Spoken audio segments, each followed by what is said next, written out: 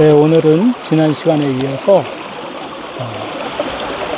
천국에 이르는 길 두 번째의 강의를 시작하도록 하겠습니다. 지난 시간에는 심령이 가난한 자가 천국에 들어간다 라고 했습니다.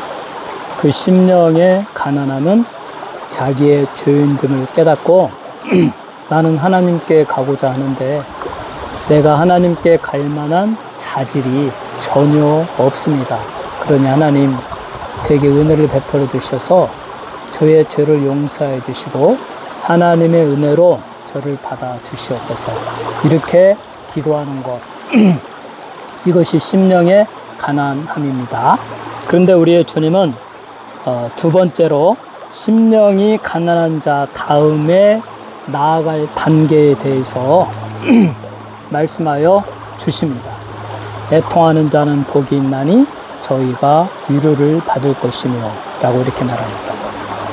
이 팔복음은 체인처럼 연결되어졌다라고 했습니다. 그래서 존 메가더 목사님은 팔복음은 점진적으로 나아가도록 구성되어졌다. 논리적인 연결이 이루어져 있다. 첫 번째 복음에서 두 번째 복음, 세 번째 복음, 네 번째 복음, 다섯, 여섯, 일곱, 여덟째 복음까지 논리적으로 서로 연결이 되어 있다. 그 중에 하나만 빠져도 완성이 이루어지지 않는 것입니다. 또 주석학자 핸드릭스는 팔복음은 새로운 삶으로 발전해가는 실제적인 경로를 취하면서 서로의 복돌이 연속성을 가진다 이렇게 말하고 있습니다. 또 존 스토트도 이 팔복음은 서로 1복음부터 8복음까지 연속성을 가진다라고 했어요. 그러면서 크리소스톰의 이야기를 합니다. 크리소스톰은 팔복음을 황금의 체인이라고 말했습니다. 정말 황금과 같이 귀한 복음들이 체인처럼 연결되어져서 보다 발전된 더 높은 단계, 새로운 삶으로 나아간다라는 것입니다.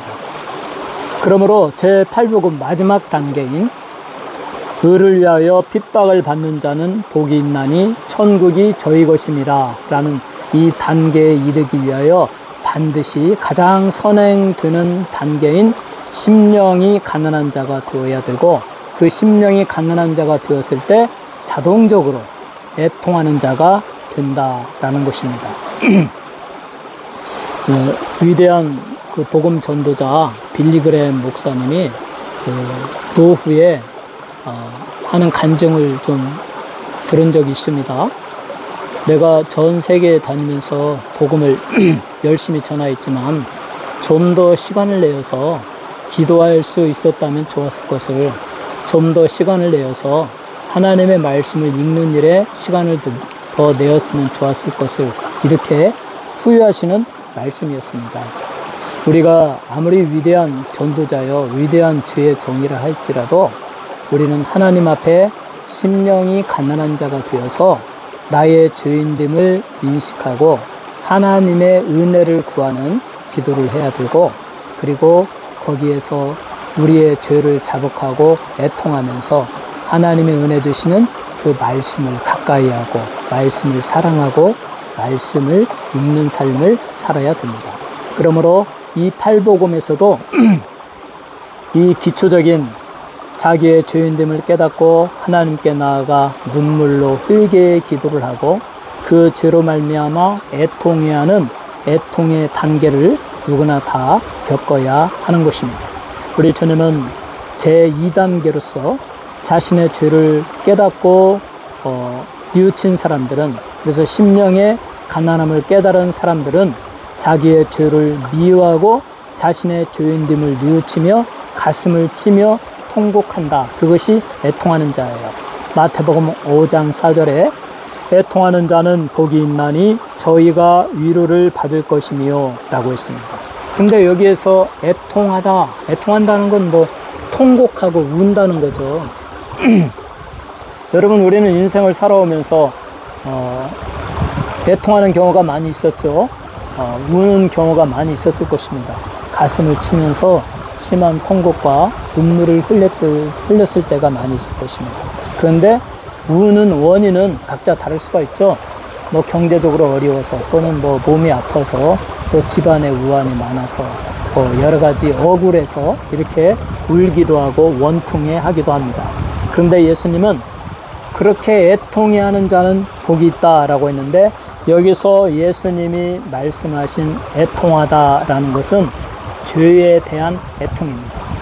심령이 가난한 자가 되어서 자기의 죄인됨을 처절하게 깨닫고, 그리고 내가 왜 이렇게 죄인의 모습으로 살아왔는가, 하나님의 뜻과 완전히 다르게 살아왔는가, 하나님을 기쁘시게 하는 삶을 전혀 살지 못하고 하나님이 원하는 것과 완전히 반대되게 살아왔는가, 하나님의 말씀을 미워하고 쳐다도 안 보고, 기도는커녕 하나님을 욕하고 교회 안 가고 하나님을 하는 것을 방해하고 하나님은 없다고 하고, 그러면서 하나님이 미워하는 막 우상을 숭배하고, 또 이런 사주팔자를 보고 점쟁이들 무당들을 찾아가고, 그러면서 하나님과 정반대의 삶을 살아온 사람들이 나중에 하나님의 진리를 알고 하나님의 살아계신 것을 깨닫고 하나님 앞에 가려고 하니까 어떻겠어요? 그 사람의 마음은 정말 심령의 가난함을 느끼죠. 자기가 가지고 있는 의로움은 아무것도 없습니다. 자기가 가지고 있는 하나님이 기뻐할 만한 영적인 자질은 아무것도 없습니다. 그래서 그 사람은 하나님 앞에 감히 가까이 가지도 못하고 두렵고 떨리는 마음으로 하나님 은혜를 베풀어 주옵소서. 저 같은 죄인에게 은혜를 베풀어 주옵소서. 오직 은혜를 주옵소서. 이렇게 말할 수밖에 없죠. 그래서 심령의 가난함을 처절히 느낀 사람은 그 다음에 자기의 죄에 대해서 애통하는 마음이 나오는 것입니다. 내가 하나님의 말씀대로 살지 못한 것을 회개합니다. 하나님이 기뻐하지 않는 미워하는 짓만 하고 죄악된 짓만 하고, 그거 정말 내가 되돌아보고 이제 와서 보니까 그것은 바보 같은 짓이었습니다. 나에게 아무 유익도 없는 썩어질 것이었는데, 그 썩어질 것을 위해서 나의 젊음과 시간과 나의 돈을 다 바쳐가면서 악을 저지른 나의 삶을 내가 되돌아보건대 정말 멍청하고 어리석은 삶이었습니다. 오 하나님, 내가 나의 죄를 미워하오니 나의 죄를 용서하여 주옵소서 하고 자기 죄에 대한 그 안타까운 마음으로 가슴을 치면서 애통하는 것, 이게 애통함이에요.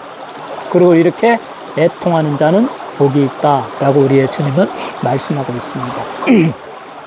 성경에 그 예화가 나오죠. 다윗이 얼마나 하나님의 사랑을 받은 사람이었습니까? 하나님은 다윗을 이끌어서 그는 내 마음에 합한 자라라고 했어요. 내가 저를 통하여 나의 일을 이루리라. 하나님이 정말 사랑한 다윗이었는데, 그 다윗도 인간이기 때문에 죄에 떨어진 적이 있었어요. 하나님이 미워하는 죄에 빠져버렸습니다. 어떠한 죄를 졌습니까? 그가 왕이 되고 이스라엘의 왕이 되고 좀 여유가 있고 하다 보니까 어느새 태만해졌어요. 아마 기도에 게을러졌겠죠. 하나님의 말씀을 더 가까이 하는 일에 게을러졌을 것입니다. 그러던 어느 날 저녁에 왕궁의 지붕 위를 거닐다가 옆집에서 목욕하는 어떤 여인의 모습을 봤는데 너무나 아리따워 보였어요. 순간 그냥 정욕이 싹 들어오고 사탄이 그 틈을 타가지고 다윗의 마음을 완전히 사로잡아 버렸죠. 그래서 그날 밤 그 여인을 데려다가 몰래 간음을 했습니다. 그게 바로 밧세바죠. 밧세바는 우리아의 아내였습니다. 우리아는 다윗 왕의 충신이었습니다. 지금 전쟁터에 나가서 블레셋과 전투를 벌이고 있는데, 그런 충신의 아내를 한 나라의 왕이 몰래 데려다가 간통을 내버렸으니 얼마나 큰 죄입니까? 또 그 죄를 감추려고 이제 또 우리아를 불러서, 왜냐하면 밧세바가 며칠 후에 임신했다고 통보를 하니까 다윗이 이 사실을 감추려고 우리아를 불렀습니다. 그래가지고 너 수고가 많으니까 오늘 밤 내 아내하고 함께 잠을 자라 라고 이렇게 간곡히 부탁했는데, 이 충신인 우리아는 아니 지금 이 나라가 전체 지금 전쟁에 휩싸여가지고 싸움터에 있고 나의 동료들은 지금 죽느냐 사느냐 하는데 내가 어떻게 한가하게 집에 가서 내 아내하고 즐거운 시간을 보내겠어요. 그러면서 성문 밖에서 보트 서는 사람들과 함께 밤을 지새면서 그 자기 집에 가지 아니했습니다. 두 번째 날도 다윗이 자기의 범죄를 감추려고 네 아내에게 제발 들어가서 좀 하룻밤만 자라라고 하는데 이 우리아는 그것을 모르고 거절했습니다. 그래서 다윗이 할 수 없이 우리아에게 편지를 써가지고 요압 장군에게 편지를 보냈어요. 그 편지의 내용은 이 우리아를 전쟁터의 가장 선봉장의 앞에 서게 해가지고 전쟁에서 전사하게 만들어라. 자기를 죽이라는 편지를 가지고 우리아는 그것도 모르고 자기의 대장에게 편지를 전달합니다. 요압은 다윗의 말대로 블레셋과의 전투에서 그 우리아를 가장 앞선 곳에 세우고 전투하다 그냥 우리아는 죽게 만들었어요. 감쪽같이 다윗은 이렇게 자기의 죄를 감추기 위해서 충신 우리아를 죽였습니다. 그리고 며칠 있다가 밧세바를 몰래 데려다가 자기의 아내로 삼았어요. 그리고 결혼한 다음에 밧세바가 임신하여 아기를 낳은 것처럼 그렇게 꾸몄습니다. 한 나라의 왕이 자기의 권력을 이용해서 자기의 범죄를 다 감추고 그렇게 사람들의 눈을 속여가면서 그렇게 죄를 꾸몄습니다. 이것이 바로 그 자기의 죄를 속이고 하나님이 미워하는 일을 하는 거예요. 그런데 하나님은 이 다윗을 너무 사랑하셨어요. 만약에 하나님이 다윗을 사랑하지 아니했다면 그냥 놔두었을 것입니다. 그러면 다윗은 자기의 죄와 함께 죽을 것이며 하나님으로부터 버림받고 그의 인생은 불쌍한 인생이 되고 말 것입니다. 그런데 하나님이 나단 선지자를 통해서 다윗에게 그 죄를 깨닫게 하십니다. 당신이 어찌하여 하나님 앞에 범죄하고 우리아의 아내를 범하였느냐. 온 세상이 다 알도록 그 사실을 까발려 버렸어요. 그때서야 다윗은 자기의 그 영적인 눈이 닫혀졌던 그 마음이 열려지면서 자기 자신을 보게 됩니다. 자기의 심령의 가난함을 깨닫습니다. 오 하나님, 내가 어마어마한 죄를 졌습니다. 내가 하나님을 그렇게 잘 믿는다고 하면서 하나님을 위한다고 하면서 하나님을 위해서 죽는 데도 가고 오직 하나님의 영광만을 위하여 살겠다고 하면서 하나님은 나의 힘이요 반석이요 구원의 뿌리시요 환난 날에 나의 산성이시며 나의 모든 것이라고 그렇게 맨날 고백하면서 오 하나님, 내가 이렇게 큰 죄를 저버렸습니다. 하나님이여 나를 용서하여 주옵소서. 그때서부터 자기의 죄를 깨닫고 심령의 가난함을 깨달은 이 다윗은 우리 주님이 말씀하신 애통함의 단계로 나아갑니다. 얼마나 애통합니까? 그는 식음을 전폐하고 금식하면서 눈물로 하나님께 죄를 고백합니다. 베개가 젖고 담요가 젖을 정도로 눈물을 흘리며 자기의 죄를 미워하며 하나님께 간절히 용서를 빕니다. 애통해합니다. 나의 죄를 맑게 씻어 주시옵소서. 나의 죄를 우슬추로 나를 정결하게 하소서. 내가 청하리이다. 나의 죄를 씻어 주소서. 내가 눈보다 희리이다. 오 하나님, 나는 정말 구제불능입니다. 내가 간음의 죄를 저질렀고 그의 남편을 죽였고 이 무서운 죄를 짓고서도 내가 하나님을 두려워하지 아니하고 그렇게 살았는데 하나님 깨닫게 해주시니 오 하나님, 내가 너무너무 큰 죄를 졌습니다. 내 죄가 주음같이 붓습니다. 내 죄가 먹물같이 검습니다. 어떻게 이 죄 문제를 해결할 수 있겠습니까? 오직 하나님만이 할 수 있습니다. 우슬추로 그 염소의 피를 뿌려서 제단에 뿌리면 그 제단이 정결하게 되듯이 예수의 피를 우슬추로 찍어서 내 영혼에, 내 몸에 머리부터 발끝까지 예수의 피로 씻어 주소서. 예수의 피가 나를 청하게 할 것입니다. 나의 먹물같이 검은 죄를 눈과 같이 희게 만들 것입니다. 주홍같이 붉은 죄를 흰 양털과 같이 만들 것입니다. 오 하나님, 내 죄가 완전히 없어지고 사해지기를 원합니다. 나는 이 죄를 정말 미워합니다. 하나님, 제가 정말 잘못했습니다. 저를 용서하여 주시옵소서. 이렇게 간절히 하나님께 기도했습니다. 이게 애통함이라는 거예요. 우리의 주님은 자기의 죄를 깨닫고 심령의 가난한 마음으로 하나님께 나아가서 애통하는 자는 복이 있다라고 이렇게 말하고 있습니다. 여러분과 저도 마찬가지입니다. 오늘 이 시대에 얼마나 많은 사람이 그 간음의 죄를 짓고 있습니까? 음란함의 죄를 짓고 있습니까? 이건 뭐 완전 그저 그러려냐고 사람들이 그냥 지나가는데 이거 그냥 지나갈 일이 아닙니다. 그것이 나단 선지자와 같은 사람이 여러분의 심령을 지적해내야 돼요. 너는 지금 하나님 앞에 큰 죄를 지었다. 간음의 죄를 지었다. 살인의 죄를 지었다. 우상숭배의 죄를 지었다. 하나님이 죄를 미워하고 너는 그 죄와 함께 멸망당할 것이다. 이런 그 지적을 받을 때 우리는 그때서야 나의 죄의 심각성을 깨닫죠. 심령의 가난함을 깨닫게 됩니다. 오 하나님, 내가 참으로 무서운 죄를 졌습니다. 이 죄를 내가 너무나 모르고 무시하고 그냥 가볍게 생각하면서 죄와 함께 살았던 것을 회개합니다 라고 하면서 자기의 죄를 처절히 깨달은 사람은, 그래서 심령의 가난함이 처절하면 처절할수록 그 사람은 그 죄로 인한 애통함이 처절하게 나오는 것입니다. 자기의 죄의 심각성을 깨달은 사람은 그 죄로 인하여 처절하게 애통해하며 심각하게 애통하며 하나님께 용서를 구하는 것입니다. 자, 이렇게 애통하고 죄 때문에 애통하는 자에게는 우리 주님의 위로가 있다고 그랬어요. 그 주님의 위로는 무엇입니까? 내 죄가 사하여 졌느니라. 그 다음에 너의 죄로 인한 질병이, 너의 죄로 인한 형벌이 다 고침을 받았느니라. 두 개의 치료의 결과가 나타납니다.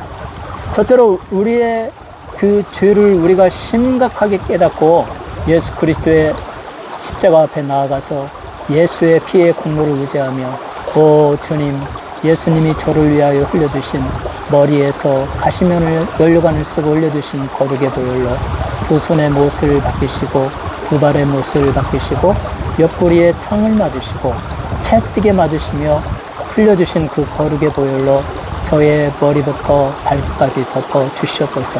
우슬초로 예수의 피로 내 심령에 덮어주시고 씻어 주시옵소서 라고 이렇게 기도하면 우리 주님은 애통하는 자는 위로를 얻을 것이며 라고 했어요. 죄사함의 위로입니다. 뭐라고 위로하여 주십니까?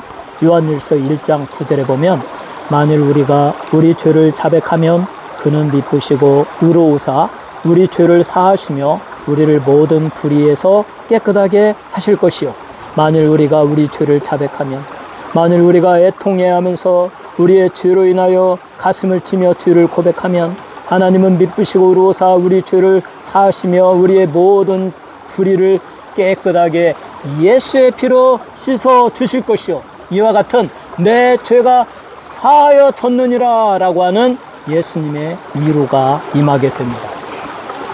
그 다음에 또 치료가 임하죠. 우리가 죄를 짓고 고백하지 아니할 때 다윗이 고백합니다. 시편 32편 3절에서 5절에 이렇게 말합니다. 내가 토설치 아니할 때에 종일 신음함으로 내 뼈가 쇠하였도다. 내가 이르기를 내 허물을 여호와께 자복하리라 하고 주께 내 죄를 아리고 내 죄악을 숨기지 아니하였더니 곧 주께서 내 죄의 악을 사하셨나이다 라고 이렇게 고백하고 있습니다.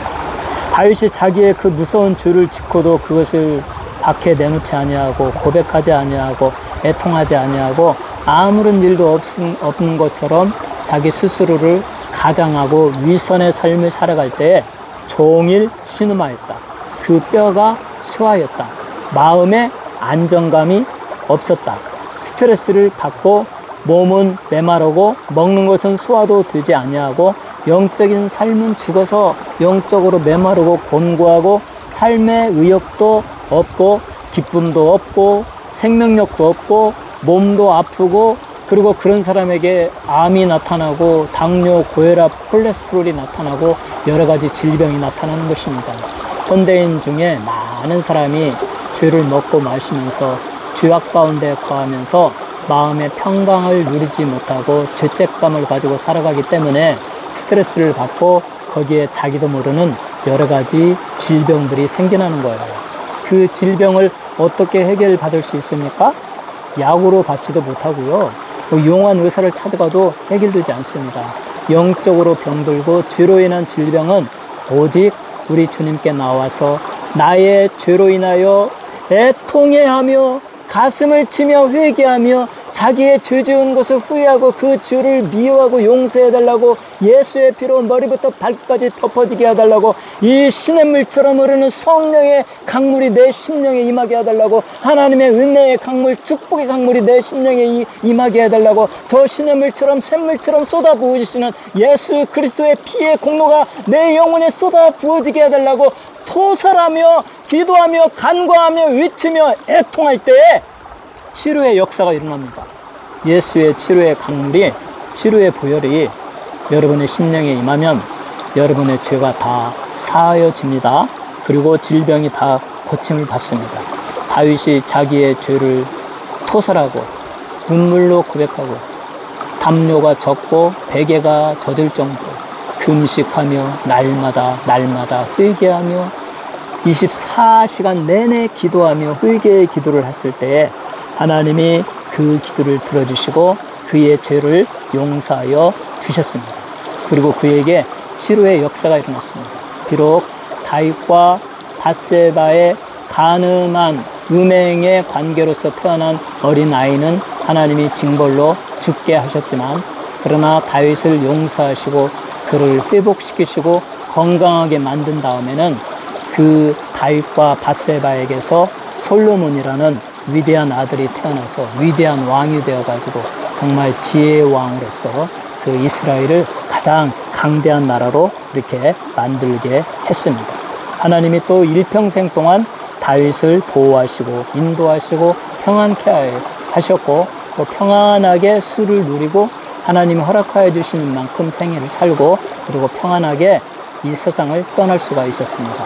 그 다윗은 시편의 거의 3분의 1이 다윗의 시가 될 정도로 그렇게 하나님을 사랑하면서 하나님을 의지하면서 아름다운 시를 지었습니다. 그러한 그 다윗이었지만 그에게도 이렇게 죄에 빠진 때가 있었고 그 죄에 빠졌을 때 정말 심각하게 심령의 가난함을 깨닫고 하나님께 나아가서 애통하며 기도하는 가운데 우리 하나님으로부터 위로를 받았어요. 죄 용서함을 받았고 그리고 질병의 고침을 받았습니다. 그러므로 다윗은 이 시편 23편 1절로 3절 제가 이 시편을 23편을 너무 사랑하죠.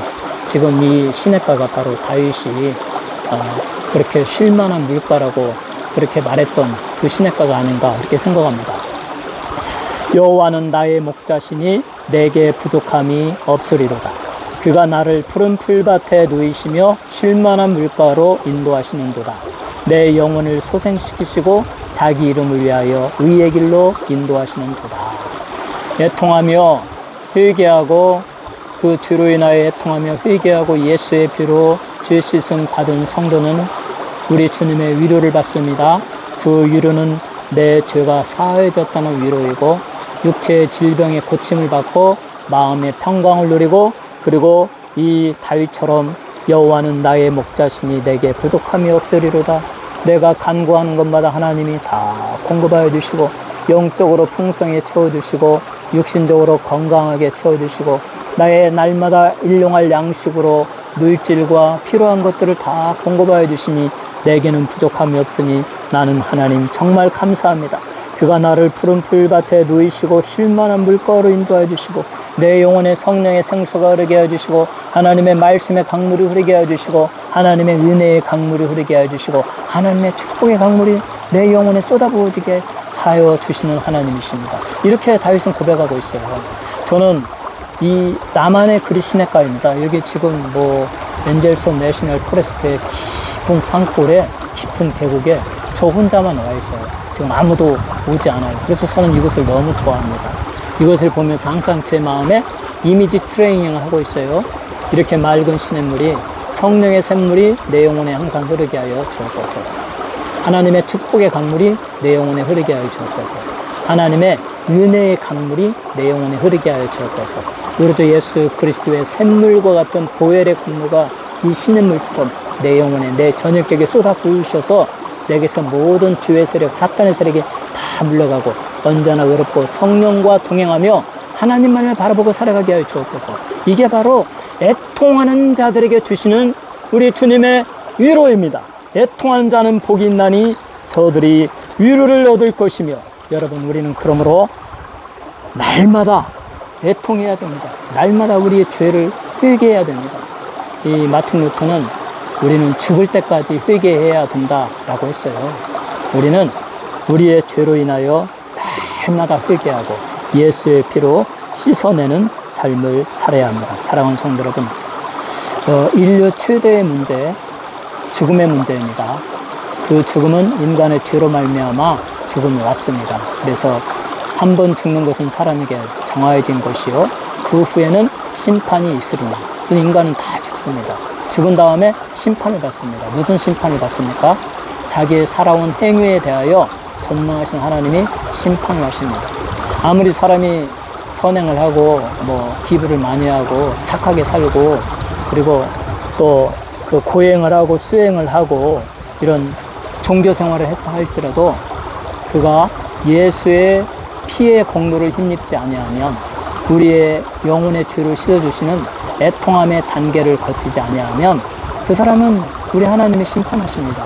악한 자여, 내가 너에게 나의 아들 예수 그리스도를 보내주었구나. 그가 너를 위하여 십자가에서 그 보배 피를 흘려주고 너의 영혼을 그 씻어주기 위하여 속죄의 제사를 드렸거든 어찌하여 예수를 믿지 아니하였느냐? 어찌하여 예수를 믿고 예수 십자가 앞에 나아가서 예수의 피의 공로를 의지하여 너의 죄를 씻어달라고 애통해야지 아니하였느냐? 악한 자여, 저 영혼이 펄펄 끓는 유황불 속에 떨어져서 거기에서 영영한 형벌을 받아라, 이렇게 말할 거란 말이에요. 그러니 이 세상에서 아무리 착하게 살고 또 다른 종교에 빠져서 수행하고 고행하고 도네이션 많이 하고 그렇게 해봤자 아무 소용이 없습니다. 오직 하나님의 아들이신 예수님만이 천국에 들어가는 길을 가지고 이 세상에 오셨어요. 내가 곧 길이요 진리요 생명이니 나로 말미암지 않고는 아버지께로 올 자가 없느니라. 내가 아버지 집에 들어가는 문이니라. 나의 문을 통과하지 않고는 아무도 들어갈 수 없느니라. 우리 예수님만이 천국에 들어가게 하시는 분이에요. 그러므로 예수님의 말씀, 먼저 예수를 믿고 우리의 주인됨을 깨닫고 심령의 가난함을 깨달아서 그 죄에 대해서 자기의 죄를 뉘우치며 가슴을 치며 우리 주님 앞에 나가서 십자가의 그 밑에 나가서 십자가의 보혈의 공로로 나의 죄를 씻어달라고 애통해하며 회개하는 회개의 기도를 드려야 됩니다. 그럴 때 우리 주님은 위로하여 주십니다. 애야, 너의 죄가 사하여졌다. 이렇게 인류 최대의 문제, 죽음의 문제, 죄의 문제를 깨끗이 해결할 수 있는 방법은 딱 하나, 예수 그리스도밖에 없어요. 그가 인류를 대신하여 돌아와 세상 죄를 지고 가는 어린 양이로다. 어린 양으로서 세상의 모든 죄를 짊어지고 십자가에서 속죄의 제사로서 자기의 몸이 속죄 제물로 드려진 거예요. 속죄의 피를 흘려주신 거예요. 하나님은 자기 아들이 그렇게 인류를 위하여 흘리는 그 피를 보고 그 고난, 그 고생을 다 보고 아들의 공로를 인정해서 누구든지 예수의 이름을 부르고 예수를 믿기만 하면 그 죄를 싹 사하여 줍니다. 없다고 인정해 주십니다. 의롭다고 선언하여 주십니다. 그리고 예수 믿는 자에게 그 다음부터는 예수님의 의로움의 옷만을 입혀주시고 그 의로움의 옷만을 보는 거예요. 네가 과거에 어떤 삶을 살아왔던지 뭔 죄를 짓고 살아왔던지 I don't care. 나는 더 이상 그건 I don't care. I don't question anymore. 그거 더 이상 묻지 않는다. 너는 지금 예수 믿고 예수의 의로움의 옷을 입고 있지 않느냐. 내가 보는 것은 너의 의로움이다. 너는 의롭다. 그 사람은 천국에 간다는 겁니다. 그러나 자기 혼자서 죄의 문제를 해결하려고 나는 도덕주의자야. 나는 내 스스로 선을 행하며 사는 사람이야. 내가 내 죄 문제를 해결할 거야 하는 사람은 아무리 고행을 하고 절을 10,000번, 10,000번 엎드려 절을 한다 할지라도 그의 죄가 사라지는 것이 아닌 겁니다. 그는 그 죄와 함께 지옥에 떨어서 영영한 형벌에 처하여질 것입니다. 그러므로 이 기독교는 얼마나 좋은 종교입니까? 누구든지 영접하는 자 곧 그 이름을 믿는 자들에게는 하나님의 자녀가 되는 권세를 주셨으니 누구든지 사랑하는 시청자 여러분, 여러분도 누구든지 지금 이 시간 예수를 믿기만 하면 먼저 심령의 가난함을 깨달아야 되죠. 오 하나님, 오 예수님, 저는 죄인입니다. 제가 살아온 저의 과거 다 위선되고 거짓되고 얼마나 죄악된 생각 속에 살았습니까? 나의 환상적인 죄악, 몰래 지은 죄의 위선자, 나의 죄를 이제 깨닫고 회개합니다. 예수의 복의 피로 머리부터 발끝까지 씻어주옵소서. 나는 정말 이 죄가 싫습니다. 이제 예수의 보혈로 덮어주시고 예수의 의로움을 입고 하나님이 위해 주시는 거룩한 성령이 내 안에 오시면 저는 성령님과 함께 거룩하게 살겠습니다. 하나님의 말씀대로 순종하게 살겠습니다. 그러니 저를 받아주십시오 라고 이렇게 기도하는 사람은 하나님이 응답해 주시죠. 예수님께서 내 죄가 사하여졌느니라 위로의 말씀을 주시면서 여러분은 구원을 받는 것입니다. 이렇게 인류 최대의 죄의 문제, 오직 예수의 피만이 해결하여 주십니다. 이 놀라운 우리를 죄에서 사함받게 해주시고 사단의 권세에서 벗어나게 해주시고 죽음의 문제를 해결하게 해주시고 이렇게 죄사함 받고 성령님이 우리 안에 거하면서 구원의 확신을 가진 사람, 나는 이제 죽으면 우리 주님이 나를 위하여 만들어 놓으신 저 하늘의 처소, 천국의 처소, 맨션, 그 아름다운 다이아몬드와 12가지의 보석으로 아름답게 만들어 놓은 내 집에 나는 들어갈 것이다. 그 집이 그리워지고 가고 싶고 보고 싶다. 이렇게 사는 사람은 이제 인생이 행복해지는 거예요. 항상 기대감 속에 살고 모든 일에 만족하고 그냥 기쁠 때나 슬플 때나 항상 감사하고 또 오늘 죽어도 하나님 더 좋은 집에 가니 너무너무 감사. 100세까지 살게 하면 또 하나님이 살아있는 동안 건강 주시고 행복하게 하시니 감사. 그냥 감사가 넘치는 거예요. 그게 바로 그리스도인입니다. 사랑하는 성도 여러분, 우리의 주님은 말씀하십니다. 심령이 가난한 자는 복이 있나니 천국이 저희 것이며 애통하는 자는 복이 있나니 저희가 위로를 받을 것입니다. 시편 119편 136절에 그들이 주의 법을 지키지 아니하므로 내 눈물이 시냇물같이 흐르나이다. 이 시편 기자는 그의 백성들이, 그의 민족이 죄를 짓고 하나님의 말씀에서 어긋난 것에 대하여 막 심한 통곡과 눈물을 흘렸어요. 민족을 위해서도 애통하는 마음을 가져야 됩니다. 다른 사람의 죄를 위해서도 애통해야 되는데 이 시편 기자는 이 시냇물처럼 눈물을 흘렸다. 그래서 저는 그 말을 얼마나 좋아하는지 몰라요. 그래서 이 시냇물만 보면 그 시편 기자가 흘린 눈물을 생각합니다. 또 에레미야 1장 16절에 이로 말미암아 내가 우니 내 눈물이 물같이 흘러내리며 이 시냇물같이 내 눈에서 물이 흘러내렸다. 에레미야도 자기의 민족을 생각하니까 우상숭배 막 온갖 죄에 빠져서 하나님이 없다고 하고 그렇게 타락한 삶을 사는 것을 가슴 아파하면서 그래서 그 결과 하나님이 그 민족을 막 징계하니까 너무 비참한 노인들은 쓰러지고 아이들도 쓰러지고 먹을 것이 없어 길에 쓰러지고 일어나지도 못하고 막 다 처참하게 죽음당하는 그 민족의 모습을 보면서 막 가슴을 치면서 눈물이 시냇물처럼 에레미야도 흘렸다.